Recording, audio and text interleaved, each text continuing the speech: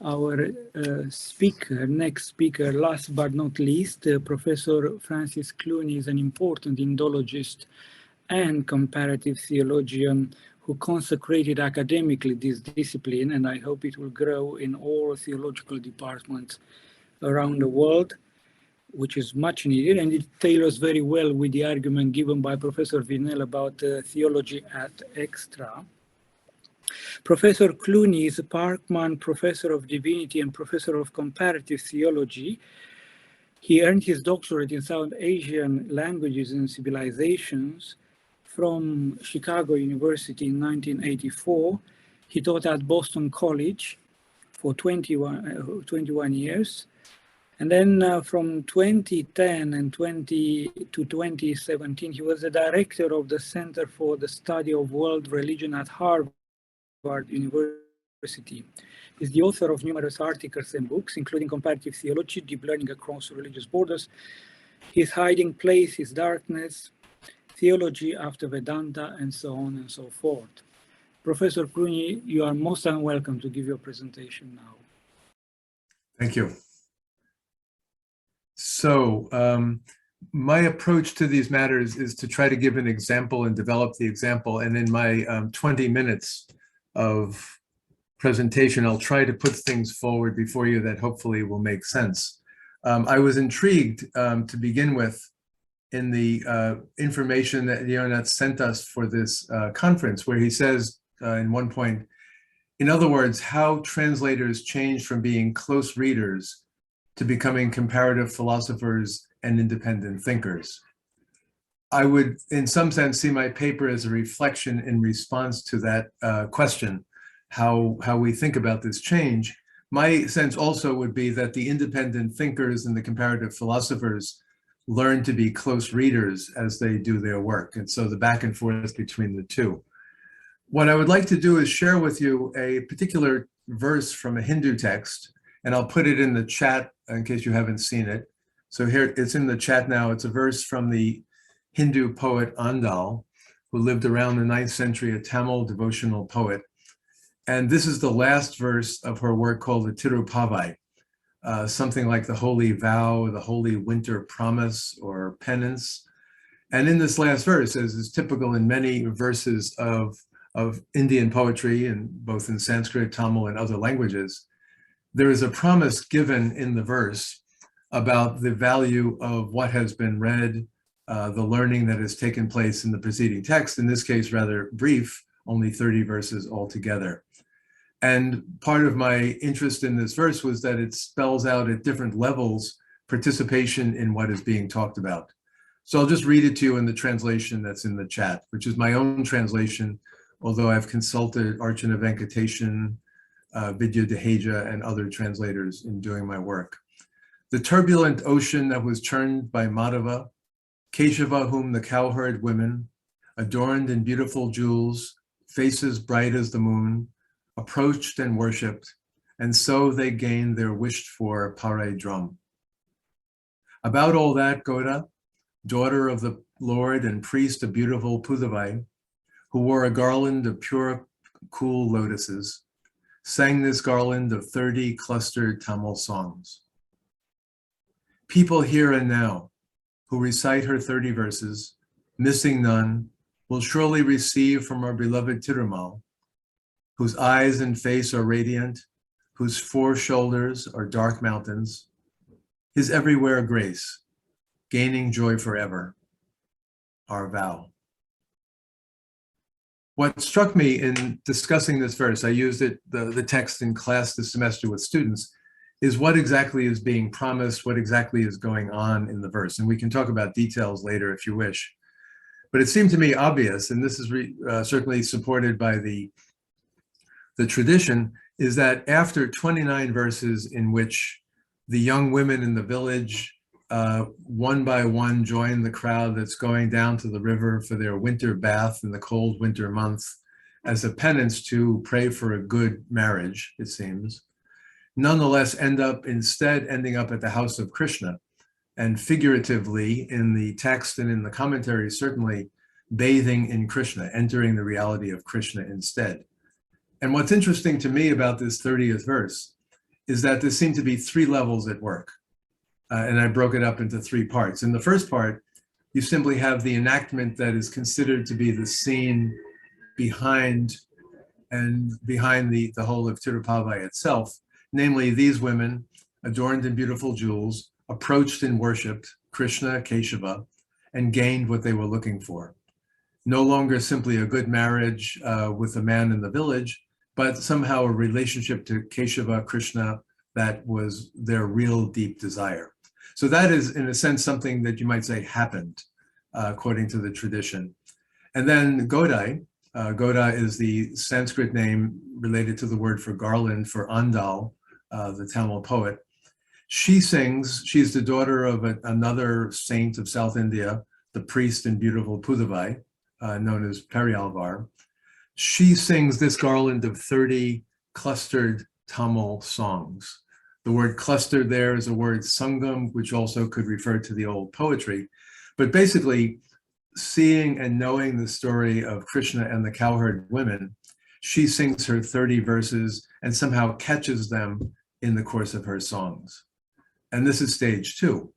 The experience, the action, then the poet's singing of the verses. And then finally, in the last part, the promise to the audience, people here and now who recite her verses, missing none of them, skipping nothing, missing nothing of what Andal wrote, they will receive from Tirumal, another name of Krishna, his grace that is everywhere, his everywhere grace, and gain joy forever. And what struck me here is that you have three levels of engagement in a text. The story that is told in the text, the author, in this case a poet, writing and singing of what happened and putting it into her own words, and then people who take up these verses and recite them in some way further entering the experience. And it struck me that, as I was saying before to Professor Francoise about the way in which you enter a text through the levels of meaning and you go deeper and deeper, that some of that is going on with the text that we have before us. In the tradition, the commentarial tradition, which ranges from about the 13th century up until certainly the 20th and indeed the 21st century, now often on YouTube and so on like that, of the exegesis of such verses, makes clear that the three sections that I'm seeing in the song are not my own imagination. It's very obvious.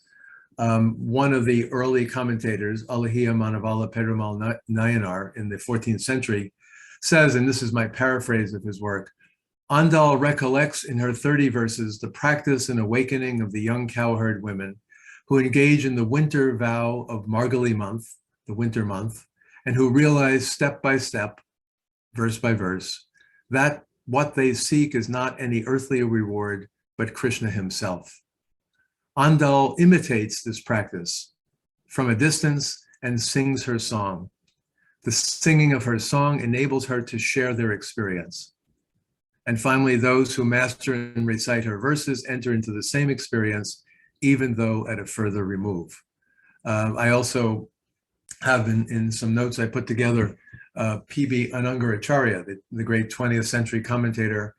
He says this, and this is to quote him, my translation: the women in the cowherd country gained a direct experience of Krishna because they lived at the same time as him. A little later, Andal imitated that direct experience and thus too gained the same experience. If those who come later still wish to gain that gift, then recitation of these verses will suffice. And so it seems that the consensus in the tradition, as in the verses, some kind of direct encounter mediated by the composition of the poet, and then the recitation of the words of the poet then becomes the gateway to experiencing the original experience itself. And I think all kinds of questions follow from this, and I'd like to just point out a few of them before making a comparative move. Namely, what kind of power does Andal's verses have, and where does that power come from? She does not claim to be one of the cowherd women. She's writing in a later century, and yet there's something about her imitation, where she puts in her own words and imitates, that becomes powerfully evocative and enables one to understand and to share the experience of the original scene. How is that possible? Certainly there are theological moves that can be made, as in the tradition, where she's seen as kind of a certain kind of goddess come down on earth, born as a child, growing up and having this intimacy and knowledge of divine matters, and therefore is able to sing in this way. Or the brilliance of her singing, we might say, as a Tamil poet who masters the old Tamil style, and then in her own verses, brings to life the scene in such a way that readers and listeners can participate in it. And what are the dispositions and practices and insights that make the poetry successful for a reader? And here I'm deliberately ambiguous, and I flip back and forth when I talk about this, because in some ways, the promise in the verse, in the last part, is simply people who recite her 30 verses, missing none of them. Does that work if indeed you memorize the Tamil text? And I could read it to you, we could listen to it, we don't have time. The Tamil text itself, and recite it as if one of the women, or as if Andal. And does it work if one then enters secondarily into the position of being a reader? And let's say, first of all, a reader of the Tamil. Is that a way of participating in her verses in the experience? Or is the performative angle so important that one has to be able to recite it by memory, skipping nothing, all 30 verses, in order to enter the experience? And I think for us, that has to do with how we learn interreligiously, comparatively. How much do we need to, in a sense, enter into the original language in order to participate in what we're thinking about? And I would say that one could go beyond that in terms of no text exists in a vacuum. And as we were just discussing a few minutes ago about the word padartha, you understand it in context. And so you have to know something about the stories of Krishna and the cowherd women. You have to know some of the motifs of old Tamil literature. You have to know the style of poetry that Andal is composing, and so on and so on. You should read the poetry of the saint who is attributed to be her father, and so on. How deeply does one need to enter into the culture? Or is it possible, in a sense, to take the one verse that I put in the chat for you, or the 30 verses, and read them as if that is enough without any sense of the context? Tamil poetry is so local, so vividly part of the landscape. Would it help to go to South India? Or how does it help to go to South India, to the Sri Villiputur temple connected with Andal, to see the worship, to see and hear the singing in order to participate in it? So what kind of levels of understanding are required in order to participate and possibly gain something of the experience that she's promising to those who recite? And then the third level, and then I'll turn to the comparative, would be, does any of this work in translation? So as I mentioned, there are other translations of these verses. There's a new one out recently. And they're fine translations, and I tried my best to update and read it myself. But do translations work? And in some languages, one imagine that it doesn't matter. Let's say certain understandings of the Christian tradition, of the Bible as a Christian text, the New Testament, translation is taken for granted, and it's not assumed to be in any way problematic about getting the power of the experience. Other traditions, perhaps most notably Islam, as I understand it, the Arabic really has to be heard and mastered to really have a full sense of the revelation. So if we put things into translation with all the choices that translators make, people such as me, in this case, are we, in a sense, distancing ourselves too far from the original for it to have any effect? Or can the lineage that Andal is talking about, the original scene, her poetry, and the reciters, can there be a fourth level, that of the translator? And so the translator participates in some way in the recitation, and the recitation in some way shares the poetry of Andal, which then returns us to the original experience. So all of these questions, I think, stand before us. And what I'd like to do is then move to the comparative level in my remaining time. And I have, again, just one other and fairly obvious text to put in the chat. Hold on one second.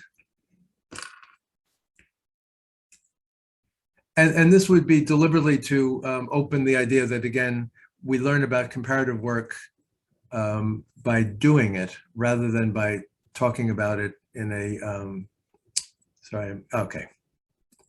So I put in the chat there, you can see two other texts, one from the book of Deuteronomy and one from the Gospel according to John. And what I often do in my comparative work is make some desperate, intuitive, comparative move in order to widen a conversation. So we talked a little bit about the Tamil verse, and then I put here two verses, one from the Hebrew of Deuteronomy and one from the Greek of John, that in a sense talk about the possibilities and the way the reader is to perform and receive. Hear, O Israel, the Lord is our God, the Lord alone. You shall love the Lord your God with all your heart and with all your soul and with all your might. And then the instruction that follows immediately, keep these words that I am commanding you today in your heart. Recite them to your children, talk about them when you're at home and when you are away, when you lie down and when you rise. Bind them as a sign on your hand, fix them as an emblem on your forehead, and write them on the doorpost of your house and on your gates. So very specific advice that's given, and I'm not a scholar of Judaism, but I know that many of the details of the recitation, of the binding, of the fixing as an emblem on the forehead, as putting in the doorpost of the house, all of which is enacted in traditional Jewish families even today. But there's a way in which, in a sense, the words uttered by Moses in the book of Deuteronomy are now being a promise that you must pass these down, you must enact them and make them part of your life. And I think some of the same questions arise that I was raising regarding Andal. First of all, in what sense literally must one do this? What kind of repetition takes place? How must one enact this? And then to what extent can this be done in translation? Or are the words sacred in the Hebrew? And one must be a believer and enter into the experience itself by realizing that the Lord is our God, the Lord alone.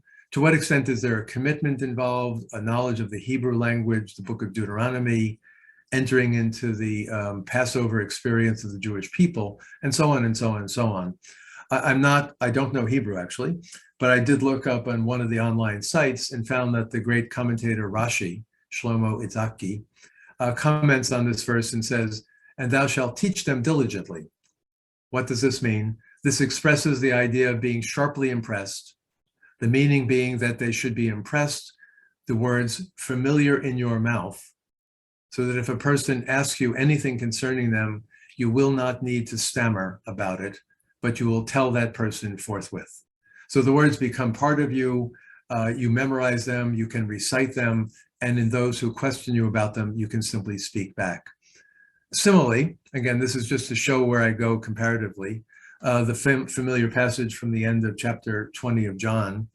Jesus performed many other signs in the presence of his disciples, which are not recorded in this book.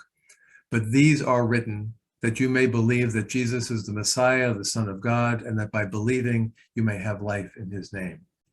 And so a familiar claim that I'm not the New Testament exegete to elaborate at any great length, but a claim being about chapter 20 of John and then all the preceding chapters of John, that these were all put here for the purpose of the transformative effect they can have on those who read them and take them seriously. That you may not only read and analyze and discuss and dissect, but rather that you will come to know that Jesus is the Messiah, the Son of God, and have life in his name. Just as you come to realize in the Deuteronomy passage, you are knowing that the Lord is our God, the Lord alone. And just as with Andal, you realize that the true goal of your life is to enter into the grace of Tirummal, whose eyes and face are radiant, whose four shoulders are dark mountains. His everywhere grace, gaining joy forever, will now be yours. And the question I would raise again about the Hebrew and the Greek text is, does this work in translation? And then secondly, is it simply a matter that we're used to translating from the Hebrew and the Greek with a sense of the original, whether we know the languages or not? And is it something different when we say, well, guess what, we'll translate from the Tamil as well? And it's simply a matter of unfamiliarity, that if we all knew Tamil better, then we would be the same comfort level with translating from the Tamil and allowing it to have some effect on us, transforming us. Or is there something different theologically, philosophically about the way we, on the screen here today perhaps, think about Hebrew, think about Greek, that makes possible an engagement that is not actually possible when we turn to the Tamil of Andal? Or somebody like me on and off for 40 years reading Tamil, do I have a special take on it because I've puttered with these things for a long time? But where does the translation issue become specific about, yes, this with Hebrew, no, that with Greek, yes, this with Sanskrit, no, that with Tamil, and so on. So to conclude, I would just make several final points. All of this, I think, and I'm trying to understand, the conversations that have been going on yesterday and today, even while apologetically missing most of it because of time zones and so forth. All of this might provoke still deeper questions about the conceptual frame for optimism or pessimism, about the efficacious transmission of religious knowledge and experience. So how can this be transmitted? Does it work, the claims being made in such texts? Questions about the linguistic grounding for comparative religious learning. How much do you have to know language-wise? How much do you have to be able to read the original without relying on other people's translations? You do the work of translating and that reading closely, that exhausts you, but it also binds you to what you read. And then on what basis, conceptually, philosophically, do we take translations seriously? Or are they only a stopgap for those who can't do something better than that? And beyond that, I think there may rise the tantalizing but difficult situation of taking seriously, as I've just put before you, side by side, the claims and promises of Tirupavai, the claims and instructions of the book of Deuteronomy, and the promises given in the Gospel of John. Is it possible to, without losing your mind or without taking none of them seriously, to take Andal seriously the way one takes Deuteronomy seriously and John seriously? And you can see then that the questions of language, the questions of translation, the questions of philosophy and faith all mix together. And in all of this, and I think all of us on the screen would agree with this, that as scholars doing our work, we are transformed in the work we do. Again, Ionut, at the beginning, I quoted his words, how is it that translators change from being close readers to becoming comparative philosophers and independent thinkers? Is that the trajectory? Or as I think I'm beginning to realize is really, I'm going the opposite way, that independent, curious thinkers who get PhDs in Indian studies and so on end up being comparativists because they become close readers.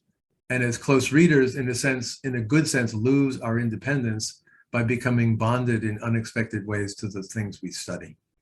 So with that, I will stop, and hopefully that all made some sense to you in a brief period of time. But thank you all for listening to my presentation.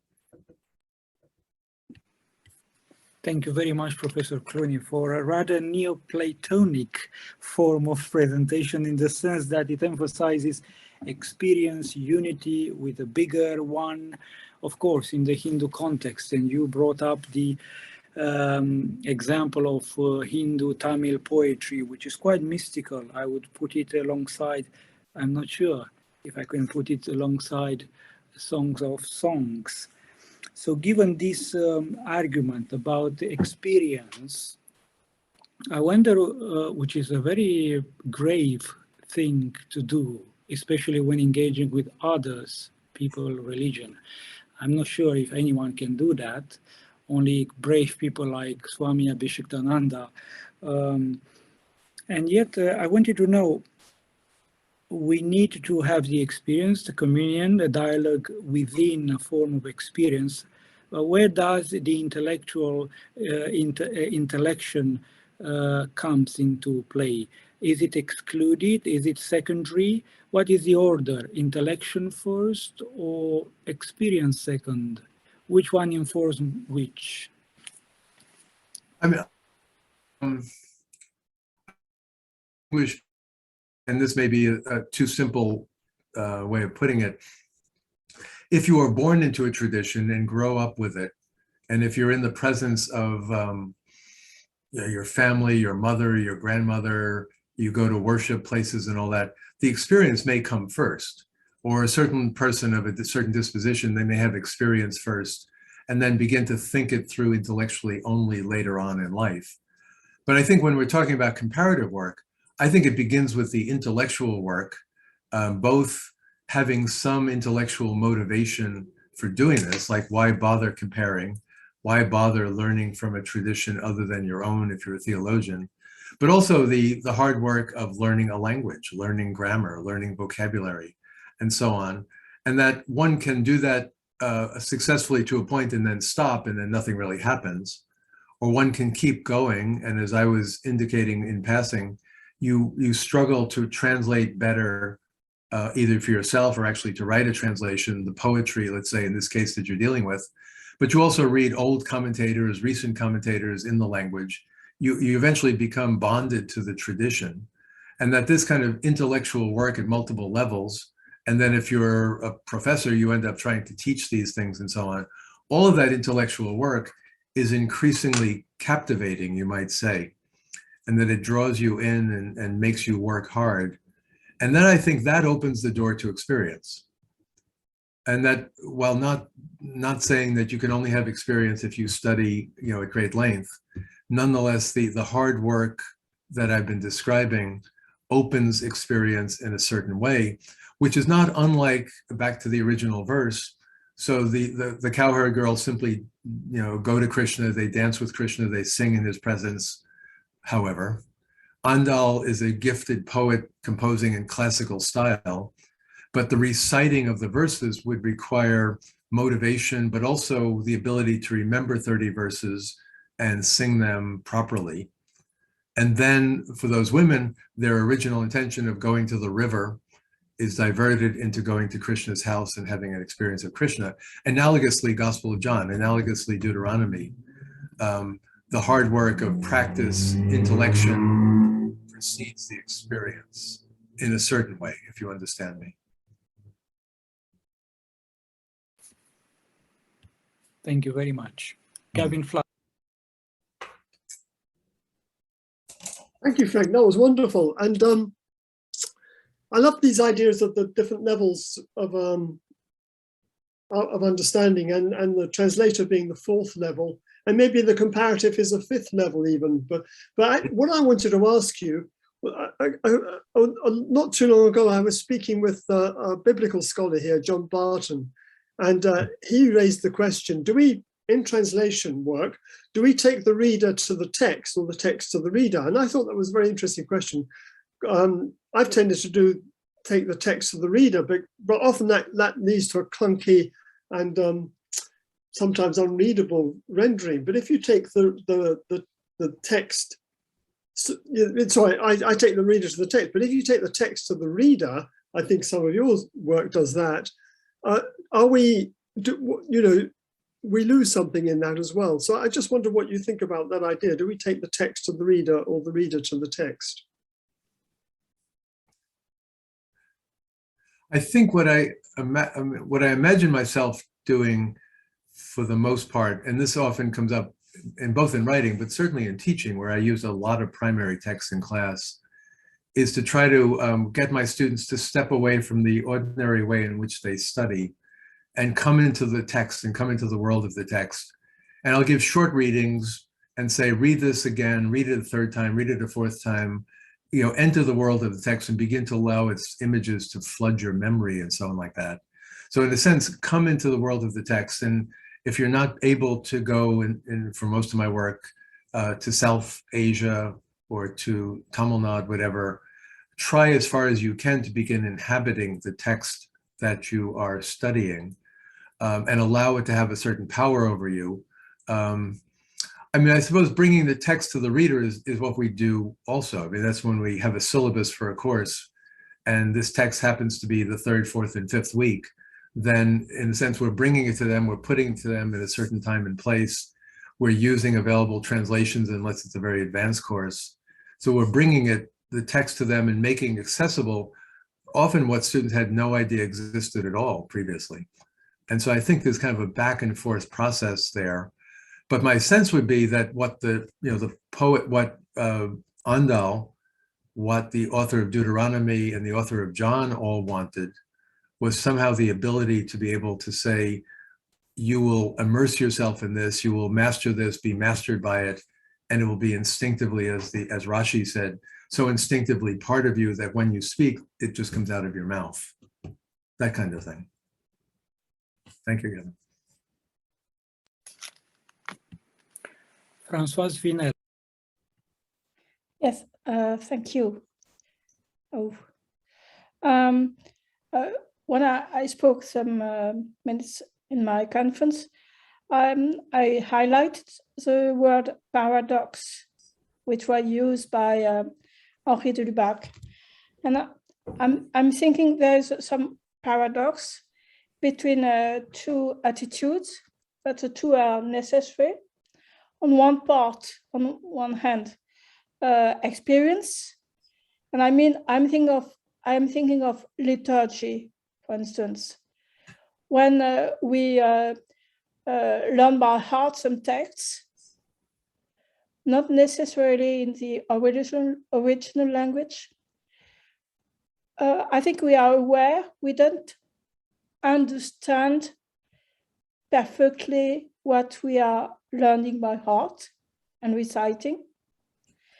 And on the other hand, it's quite necessary, but for specialists first, to try to understand, so that I return what you were telling about the different levels and everything like that. So the work of translating and interpreting, but the two are quite linked. Yeah. Yes, I would agree very much with that, and it's often understated in my work. I mean, the performative element and the liturgical. So with Andal's poetry, these 30 verses are in that winter month, they're often acted out in a temple setting where people will take the part and make gestures and recite the verse with feeling, and the listeners in the temple begin to experience the performance. Or there will be groups singing it together. But also, and I didn't make this clear in my brief time, the format of the first half of the 30 verses is one young woman wakes up and says, I'm going to the river. And then she goes and wakes up a second one, and a third one, and a fourth one, and a fifth one. And there's something powerfully metaphorical about that, about the job is to wake one another up, and then to include a larger group, and they go together, all having woken up, and then they wake up Krishna. And the commentators see great depth in the sense of enlightening, wakening, the rising sun.